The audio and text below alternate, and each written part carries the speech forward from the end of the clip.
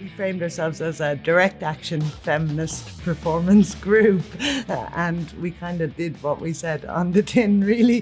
Having fun, but being like in the face of the people who, you know, go into these government conferences in London and putting knickers on into Kenny's lap while he's having his dinner.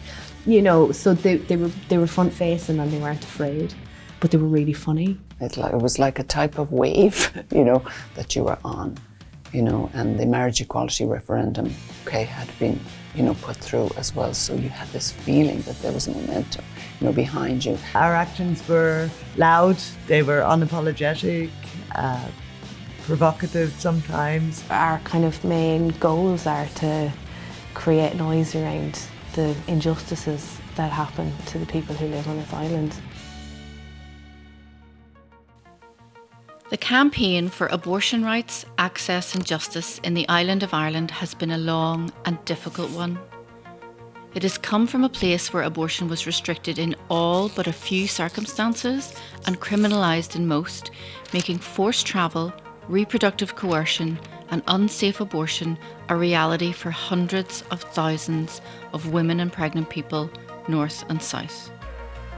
The road to gaining abortion rights was almost as arduous as the journeys of women to England and beyond in need of abortions. This film charts at least some of that journey, and in particular, the role that Ireland's artists played in securing the most fundamental of freedoms, the right to bodily autonomy and the right to choose.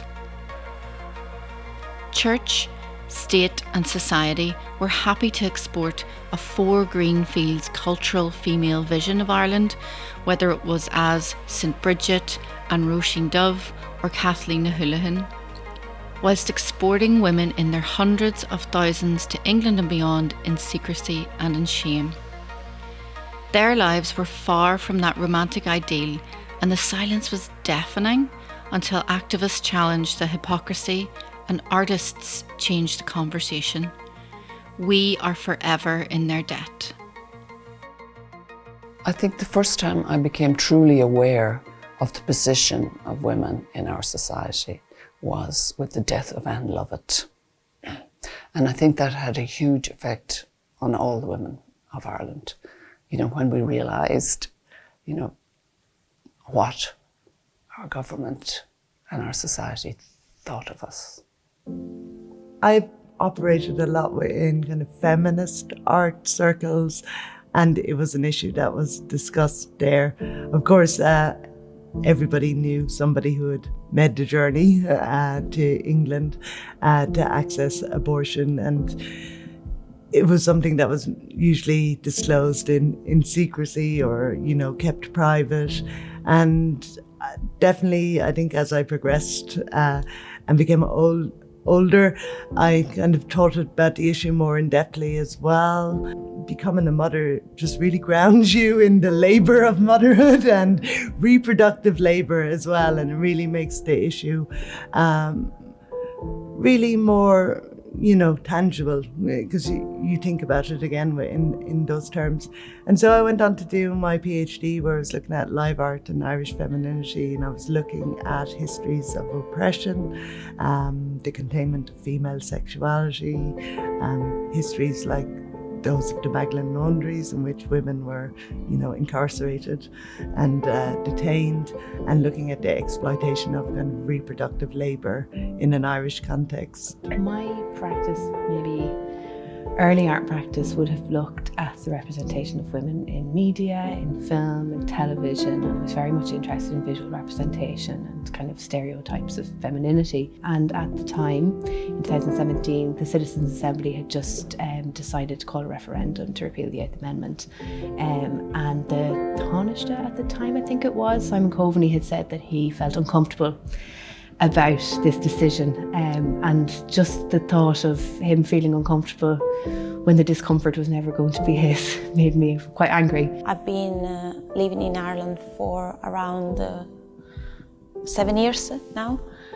It was very interesting to learn about the very strong history of Irish feminism and amazing people that are part of that history.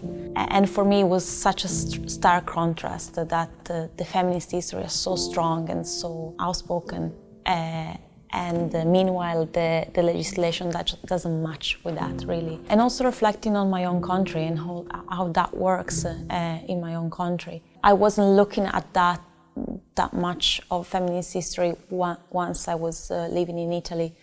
So I was fortunate to be part of Array when it started, joining marches and rallies and make banners, make props, etc. And after a while I decided as well to added some of slogans that comes from Italian feminism within our marches in the north. Which it makes so much sense to me, and it was a way to go back to my own history. And so for me it was great to combine aspect of Italian slogans and translate it in English so people can know what they mean, and use that as a sort of portray of my own identity, I suppose, as somebody that is in between two different spaces.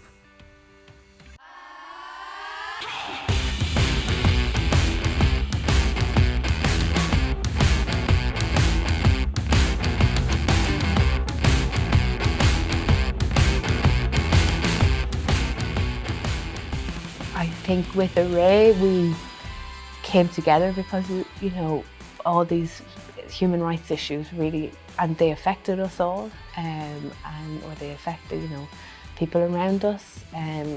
We were talking about it for so long, we were protesting about it for so long. It's the reason we've come together in some ways, you know, human rights issues.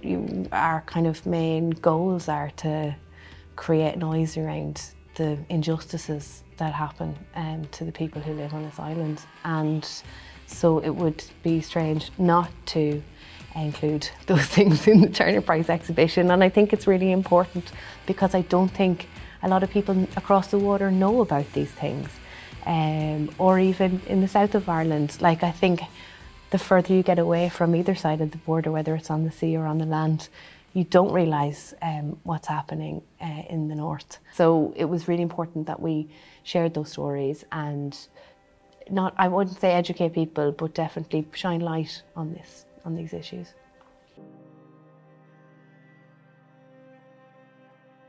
I would never have been considered an activist, you know, until 2015, when the Artists' Campaign to repeal the Eighth Amendment was set up.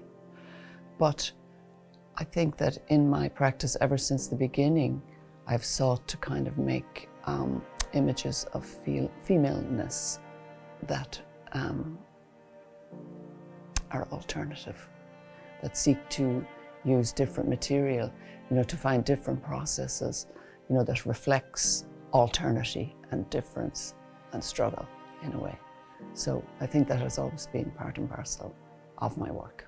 The use of those kind of natural materials is a type of reflection of what's called folk art, which used to be a kind of a despised practice, you know.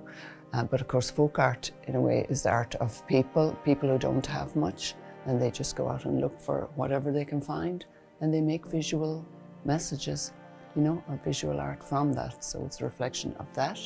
But it's also a kind of a continuation of my own life, you know. For when I was a child, we would have collected stuff, berries and stuff, you know, from the ditches to make a little bit of money and stuff like that. So putting them together, you know, as fine art was like, it is a kind of message saying, look, this is an alternative language, you know. I'm not using marble, I'm not using gold, I'm not using bronze, you know, I'm not using, well, I wasn't then anyway, you know. So I'm using this stuff from all around me. I was a bit late to these, like, to really thinking about this stuff in terms of art practice. I was a bit naive about, you know, I'm probably privileged in my own position and, you know, not thinking about those things as much. So my practice was quite surface before I was really, it was on my doorstep. Yeah, it was around 2016, 2017, I think, as well, that, you know, with Array, we were really taken to the streets, and being creative and making, kind of telling stories in alternative ways and actually making it maybe more accessible and less stigmatized, and just really opening up spaces for discussion about abortion, where it wasn't so maybe clinical and black and white, and really discussing these things in terms of, well, everyone knows someone who's had an abortion, whether you know that or not. It's closer than you think.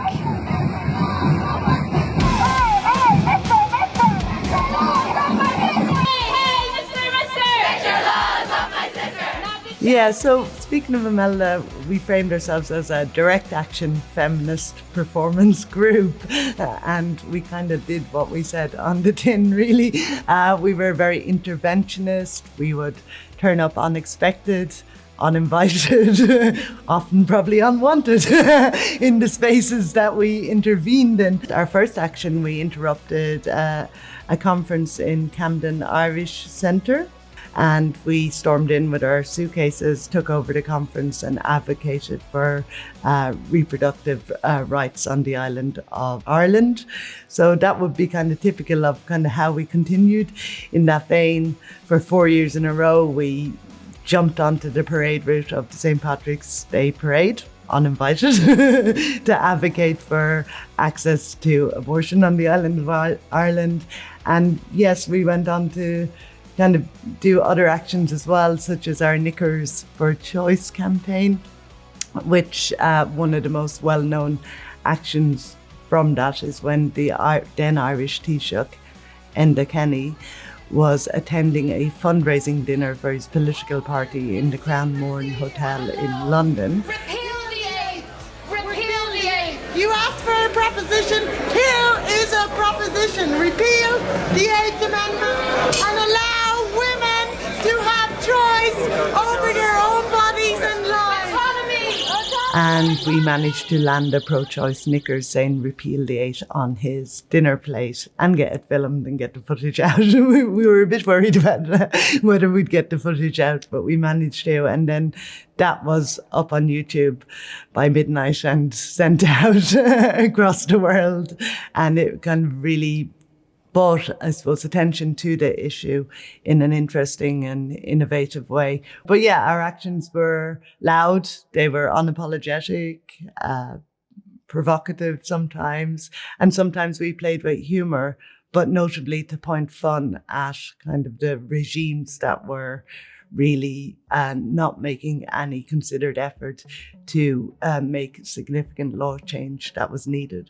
So I had a solo exhibition in Ballina, our art centre, in 2017, and I was pretty scared about it actually at the time because all the referendum placards were up and there was a lot of no's around there.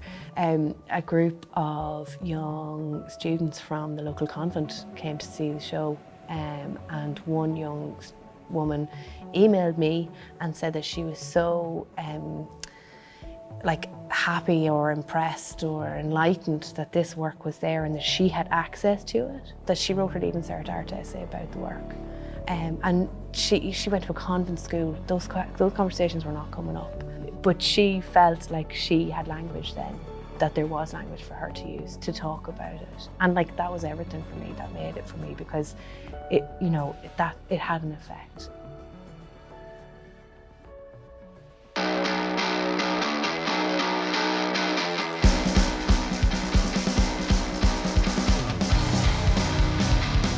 When we kind of hijacked Jeremy Hunt, the then Secretary of State for Health, in England's advice surgery he had, which he held in a Sainsbury's supermarket. He was sat at the checkout.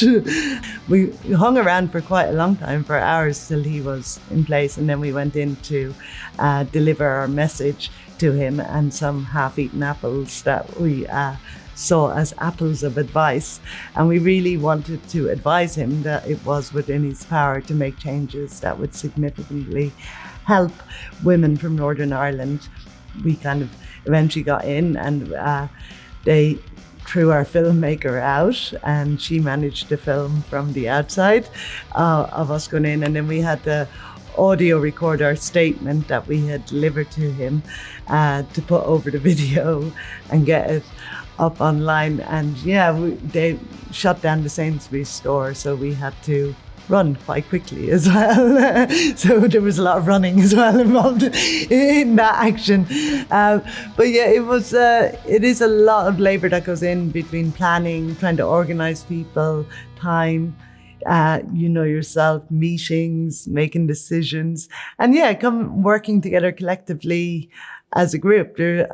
Collective work is always joyful and, wonderful, because you're making something that could not otherwise exist from an individual. It is the outcome of many heads, of many people coming together, and those ideas kind of take on a life of their own. From our dark and judgmental past, rejoicing in our power to change what is wrong, we speak with one voice, and we are the Artists' Campaign to repeal the 8th Amendment. The Artists' Campaign was started in 2015. So, there were 4 founding members, but of course, every collective and everything starts with one person. So that one person was Cecily Brennan, and she came to myself, Paula Meehan, Ethna Jordan, and we were all colleagues, and friends, and said, listen, it's time to do something here. The artists have got to raise their voice, in support of this. So it was, then we wrote a statement and called a press conference, and then that was the start of it. Of the Artists' Campaign to repeal the 8th Amendment. We are all artists here. My name is Alice Maher. This is Ethna Jordan, Cecily Brennan, and Paula Meehan. And we've come together. And, so we had I think we had 300 or something when we started with the press conference. And then it just absolutely ballooned, to thousands of people who wanted to support. And I'm talking about people from the ages of 90, down to, young practitioners starting out, teenagers. So it was kind of like people were waiting for this. Artists were waiting to do this.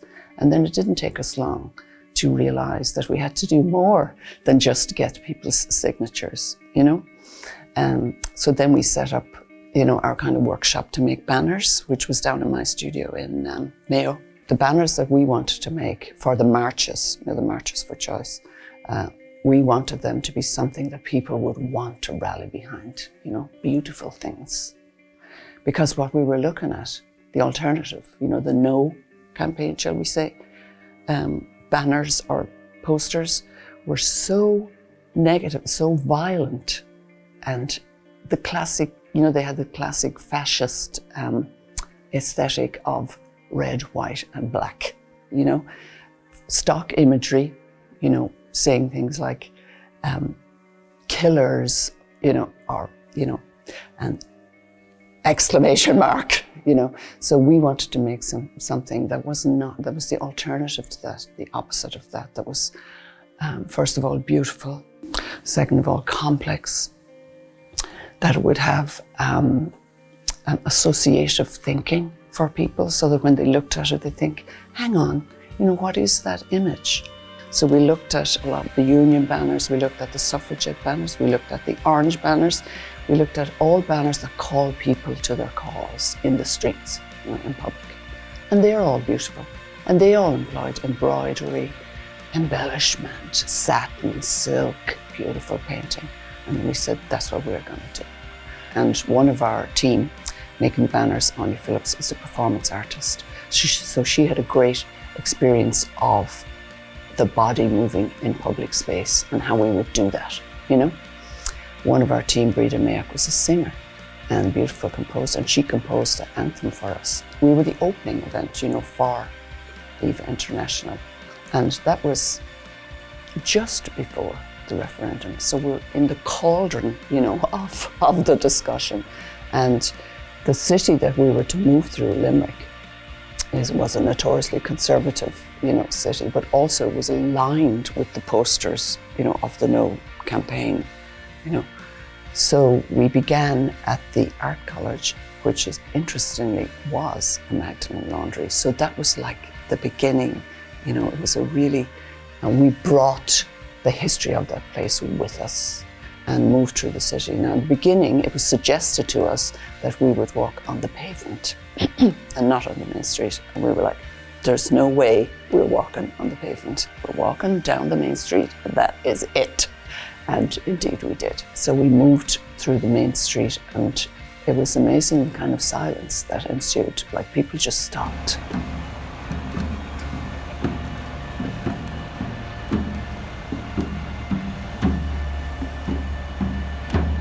The traffic stopped, you know, looking at the banners, which is exactly, in a way, what we had hoped for, that people would think, stop and think, you know, not just make their decision because they always believed in this or because they always knew.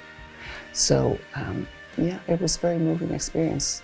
And we did somehow change that space, I thought, by moving through it with those banners and with those people. Personally, I think that art, obviously, is a very powerful tool, because the way art works around creative thinking and thinking about alternative ways to communicate a message. Every piece, even those that looks like, you know, a quick sketch, really are the product of years of practice and years of research. So that's why I think that art can be very simple but very powerful. I think because art is a complex language, you know, and it embraces complexity.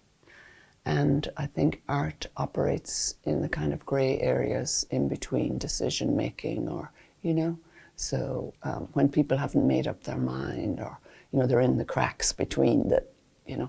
So I think that's why art is a good language for which to address complex issues in a society like ours in Ireland, you know, that had been severely repressed, you know, and suffered from a lot of shame and secrecy. First time I saw, speaking of Imelda, they were in Dublin at a rally, and at the time, again, as I said, my concerns were not making work about women's rights in that way.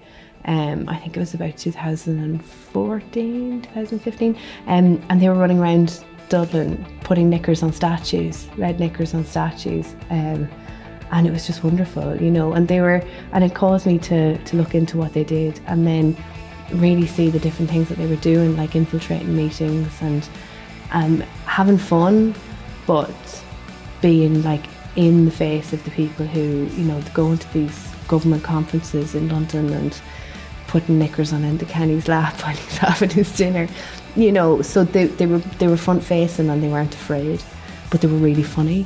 That was brilliant in terms of looking at how you can be strategic in your message broadcasting and getting messages across, and using humour and being effective and being aggressive at the same time. So I think with all the things that happened over the campaign and the creative actions, it was almost a reclaiming of the body back from those narratives and throwing the shame and the stigma back where it belonged, and saying, no, we won't stand for this anymore. We refuse to be silenced. We refuse not to speak out on this issue, and you will make a change. And they did.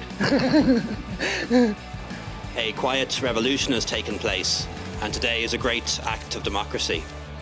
100 years since women gained the right to vote. Today, we as a people have spoken, and we say that we trust women and respect women to make their own decisions and their own choices. Votes in favour of the proposal, 1,429,981.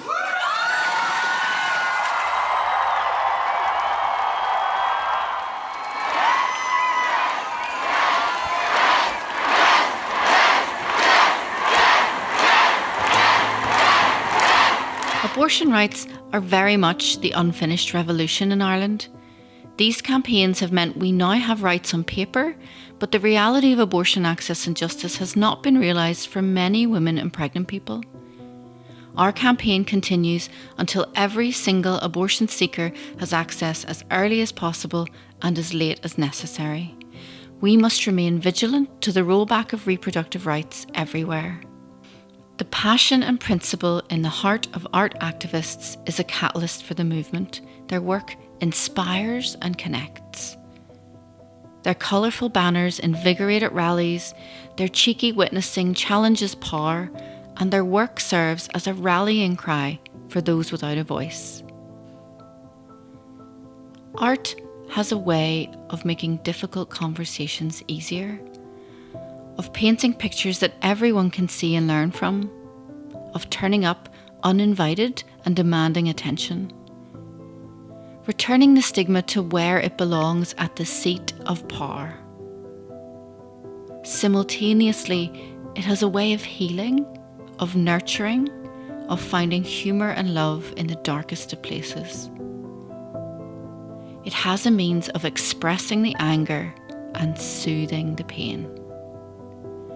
We are far from done, and we will keep on fighting. In celebration of our activism, art, and campaign successes so far, it's important to remember that resistance is never one thing. It's not a one-lane highway. Maybe your lane is protesting, maybe your lane is organising, maybe your lane is counselling, maybe your lane is art activism.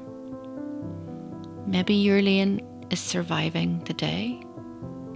We need all of them.